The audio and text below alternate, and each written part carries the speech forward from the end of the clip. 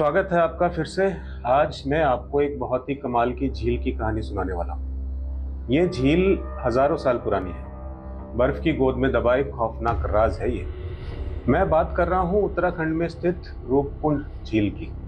ये झील इतनी खौफनाक है कि वैज्ञानिक भी इसे देखकर हैरान रह जाते हैं। तो चलिए सफर पर चलते हैं और जानते हैं कि इसके पीछे के गहरे राज क्या है। उत्तराखंड के बर्फीले पहाड़, जिनकी चोटियां अक्सर बादलों से ढकी रहती है, अपने भीतर कई सारे अनकहे रहस्य समेटे हुए हैं। इन्हीं में से एक है 16,000 फीट की ऊंचाई पर स्थित एक झील, रूपकुंड झील कहते हैं इसे। यह कोई सामान्य झील नहीं है, बल्कि एक ऐसी पहेली है जो सदियों से वैज्ञानिकों और रोमांच प्रेमियों को अपनी ओर खींचती रही है। जब गर्मियों की गुनगुनी धूप में झील की बर्फ पिघलती है, झील की सतह पर एक रोंगटे खड़े देने वाला मंजर सामने आता है। सैकड़ों मानव कंकाल जो सदियों से बर्फ के नीचे सोए हुए थे।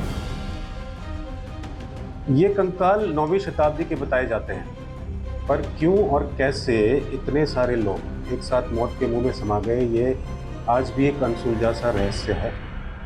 कल्पना कीजिए 9वीं शताब्दी के उस दौर की, ऊंचे ऊंचे पहाड़ के बीच से गुजरता हुआ एक विशाल कारवां, ढोल नगाड़ों की गूंज, नाचते गाते तीर्थ यात्री और उनके सैनिक।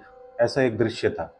कुमाऊं के राजा जसधावल अपनी रानी बलम्पा के साथ नंदा देवी की पवित्र यात्रा पर निकले थे। कहा जाता है कि ये कोई साधारण यात्रा नहीं थी, बल्कि मोक्ष और मनोकामना पूर्ति के लिए एक कठिन तपस्या थी।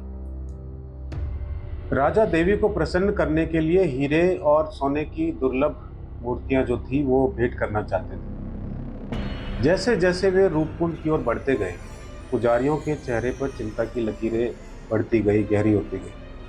उन्होंने राजा को चेतावनी दी कि हे राजा, यह देवी का पावन धाम है। यहाँ श्रद्धा और मौन चाहिए, अहंकार और शोरगुल नहीं चाहिए। लेकिन राजा अपनी धुन में मग्न था। उसने इन चेतावनियों को नजरअंदाज कर दिया। कहते हैं तभी आकाश से बरसी मौत। जब काफिला रूपकुंड झील के करीब पहुंचा तो मौसम में अचानक करवट ली। आकाश में काले काले बादल ऐसे घिराए जैसे कोई दैवीय क्रोध उमड़ रहा हो।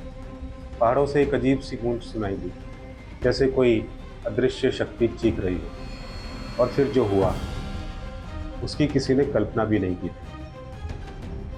आसमान से ओले नहीं, बल्कि बड़े बड़े पत्थर जैसे ठोस गोले बरसने लगे। इन ओलों के व्यास की अगर हम बात करें, इतने विशाल कि ये किसी भी इंसान को पल भर में मौत के नींद सुला सकते थे।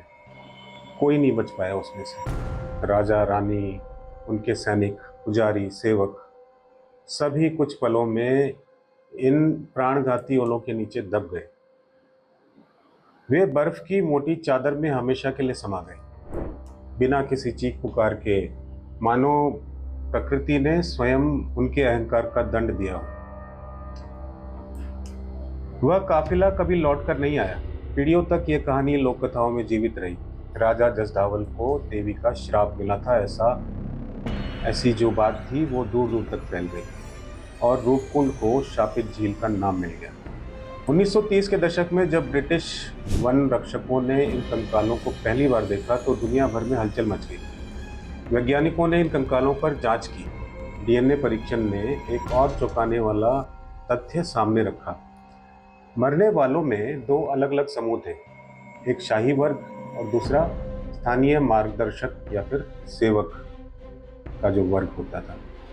यह बात इस ओर इशारा करती है कि यह एक संगठित यात्रा थी शायद, जिसमें समाज के विभिन्न वर्गों के लोग शामिल थे।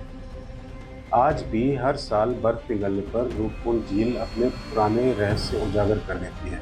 हर कंकाल, हर खोपड़ी, हर अवशेष उस दिन की कहानी सुनाता है जब आकाश से मौत बरसी।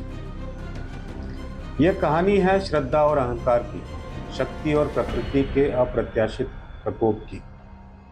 रूपकुंड झील आज भी एक अनसुलझी पहेली बनी हुई है, प्रकृति की उस असीम शक्ति का प्रमाण जो हिमालय की खामोशियों में सदियों से गूंज रहा है। अगर आपको भी ये कहानी पसंद आई हो तो लाइक और शेयर जरूर कीजिएगा और चैनल को सब्सक्राइब करना ना भूलिएगा, ताकि आप ऐसी और भी मज़ेदार और ज्ञानवर्धक कहानियाँ मिस ना करें। जल्द ही मिलेंगे एक और खोज के साथ। फैक्ट्स टू नो में।